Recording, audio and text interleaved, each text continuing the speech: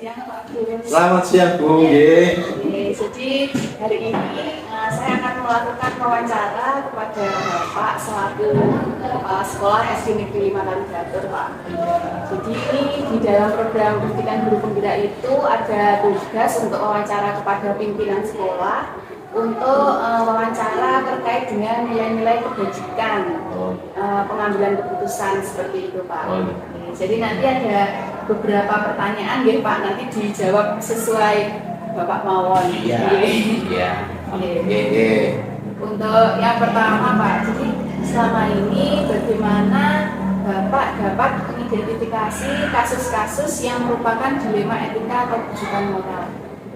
Terima kasih Bu Dewi. Untuk selama ini saya melihat dari sudut pandang moral dan apabila kasus tersebut itu melanggar hukum, maka tentu benar akan melawan salah. Namun jika masih bisa dikatakan benar melawan benar, masalah tersebut adalah dilema. Pertanyaan yang kedua ini Pak. Ya. Jadi selama ini bagaimana Bapak menjalankan pengambilan keputusan di sekolah, terutama untuk kasus-kasus di mana ada dua kepentingan yang sama-sama benar atau sama-sama mengandung nilai kebajikan. Untuk selama ini saya melakukan identifikasi kasus dari berbagai sudut pandang, kemudian menimbang secara matang mana yang paling benar dan keputusan tersebut menguntungkan banyak orang atau tidak merugikan orang. Ya, baik Pak. Kemudian pertanyaan selanjutnya Pak, jadi langkah-langkah atau prosedur seperti apa yang biasa Bapak lakukan selama ini? Untuk menentukan penyebab permasalahan, menentukan siapa yang terlibat, menanyakan kepada orang-orang yang terdekatnya, berdiskusi dengan warga sekolah, membuat beberapa solusi keputusan, menimbang dari berbagai sudut pandang sebelum memutuskan atau mengambil solusi. Jadi mencari informasi terlebih dahulu. Ya, kita mengambil yang dari informasi dari berbagai. Jadi tidak langsung memutuskan. Ya, tidak. Kita juga harus mencari informasi dulu sebelum kita mengambil keputusan. Baik Pak. Selanjutnya hal-hal apa saja yang selama ini Bapak anggap efektif dalam pengambilan keputusan pada kasus-kasus dilema etika? Terima kasih. Dalam mengambil keputusan tersebut, saya melakukan analisis kasus, kemudian menentukan solusi, menyesuaikan dengan peraturan dan norma yang berlaku, sehingga bermanfaat bagi banyak orang, baik secara jangka panjang. Jadi harus bermanfaat untuk banyak orang. Ya, harus berbanyak. Ya. Kemudian yang selanjutnya, hal apa saja yang selama ini merupakan tantangan Pak dalam pengambilan keputusan dalam kasus-kasus dilema etika? Itu tantangannya banyak sekali. Saya melakukan analisis, kemudian menentukan solusinya, itu menyesuaikan dengan peraturan dan norma yang berlaku, serta mengedepankan kepentingan umum, sehingga bermanfaat bagi banyak orang, baik secara jangka panjang maupun jangka pendek. Jadi harus memikirkan ke depannya ya Pak? Iya, harus begitu.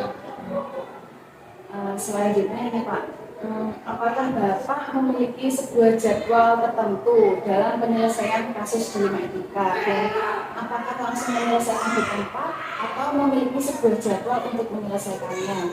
Bentuk atau prosedurnya seperti apa Pak? Terima kasih.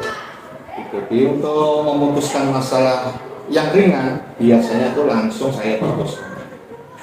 Ya, jika masalah itu berat, saya melakukan sesuai dengan langkah-langkah yang disebutkan pada nomor 3 tadi yang depan.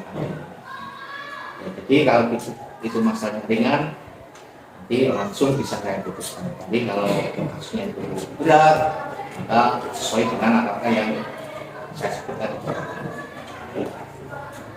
Lanjut pertanyaan selanjutnya nih Pak. Adakah seseorang atau faktor-faktor apa yang selama ini mempermudah atau membantu Bapak dalam pengambilan keputusan dalam kasus-kasus dilema etika? tentu saja saya tidak sendiri ya dalam mengambil keputusan. Saya selalu mengajak warga sekolah atau wali murid, orang-orang yang mempunyai kedekatan personal dengan orang-orang yang mengalami permasalahan. Jadi banyak yang membantu dalam mencari alternatif atau solusi dalam menyelesaikan masalah. Untuk pertanyaan terakhir Pak, ini dari semua hal yang telah disampaikan, pembelajaran apa yang dapat Bapak petik dari pengalaman Bapak dalam mengambil keputusan di Untuk pelajarannya banyak sekali yang saya ambil, saya petik, ya. Saya menjadi lebih bijaksana dalam menganalisa sebuah permasalahan untuk dijadikan pertimbangan dalam menemukan solusi yang tepat dan terbaik dalam memecahkan masalah. Baik Pak, sekian wawancara siang hari ini. Sebelumnya mohon maaf mengganggu waktu Bapak. Semoga sekolah ini dalam pimpinan Bapak semakin maju. Amin. Semakin dapat mengharumkan nama sekolah. Terima kasih Pak. Ya, sama-sama.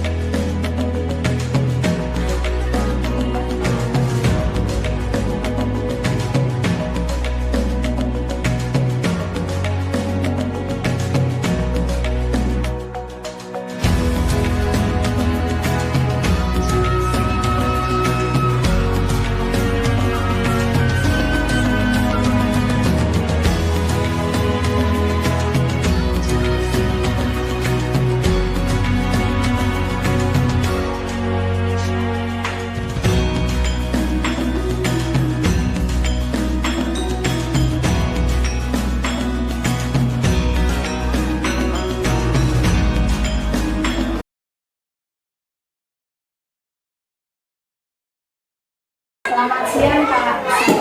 Selamat siang Bu. Ya Pak, jadi hari ini saya akan melaksanakan wawancara kepada Bapak terkait ini Pak, ada tugas dari guru juga, yaitu wawancara pimpinan. Ya. Silakan. Ada beberapa pertanyaan Pak yang ingin saya tanyakan kepada Bapak. Yang pertama, selama ini bagaimana Bapak dapat mengidentifikasi kasus-kasus yang merupakan dilema etika atau rujukan moral? Berdasarkan kasus tersebut, terjadi dilema etika yang ditandai dengan adanya pilihan yang sama-sama benar. Tidak ada rujukan moral dalam kasus ini karena tidak ada pelanggaran hukum yang terjadi. Sehingga untuk mengidentifikasi antara dilema etika dan rujukan moral perlu dilihat dari sifat kasus dan pilihan yang muncul. Baik Pak. Untuk pertanyaan yang kedua, selama ini bagaimana Bapak menjalankan pengambilan keputusan di sekolah Bapak, terutama untuk kasus-kasus di mana ada dua kepentingan yang sama-sama benar atau sama-sama mengandung kewajiban? Selama ini dalam menjalankan pengambilan keputusan harus dimusyawarahkan dulu dengan partai yang lain agar mendapatkan pertimbangan dalam memutuskan suatu masalah. Kemudian yang ketiga yaitu langkah-langkah atau prosedur seperti apa yang biasanya Bapak lakukan selama ini? Langkah atau prosedur yang biasa dilakukan adalah melakukan musyawarah dengan Jadi melakukan rapat terlebih dahulu ya. Untuk selanjutnya hal-hal apa saja yang selama ini Anda anggap efektif dalam pengambilan keputusan pada kasus-kasus dilema etika? Hal yang dianggap efektif dalam pengambilan keputusan adalah adanya komunikasi dengan Kemudian selanjutnya hal-hal apa saja Pak yang merupakan tantangan dalam pengambilan keputusan pada kasus-kasus dilema etika? Tantangan dalam pengambilan keputusan adalah kurangnya kesadaran tentang pentingnya pendidikan dari sisi siswa dan orang tua siswa. Jadi tantangannya juga siswa dan orang tua ya Pak? Ya. Baik. Kemudian selanjutnya apakah Bapak memiliki jadwal tertentu dalam sebuah penyelesaian kasus dilema etika Pak? Khusus dalam penyelesaian kasus dilema etika karena langsung melakukan koordinasi dengan pihak. Oh seperti itu, jadi langsung ya Pak, langsung melakukan koordinasi. Ya. Untuk selanjutnya, adakah seseorang atau faktor-faktor apa yang selama ini mempermudah atau membantu Bapak dalam pengambilan keputusan? Para guru-guru yang selama ini membantu dalam mengambil keputusan dilema etika. Jadi berusaha dengan para guru ya Pak. Kemudian pertanyaan yang terakhir ini Pak, dari semua hal yang telah disampaikan, pembelajaran apa yang dapat Bapak petik dari pengalaman Bapak mengambil keputusan dilema etika? Pembelajaran yang dapat dipetik adalah perlu memperhatikan budaya di lingkungan sekolah untuk mengambil keputusan. Baik Pak, terima kasih atas waktunya. Mohon maaf sudah mengganggu waktu Bapak pada siang hari ini. Semoga kedepannya Bapak dapat menjadi pemimpin yang baik dan dapat memajukan segala hal. Terima kasih. Terima kasih Pak, selamat siang.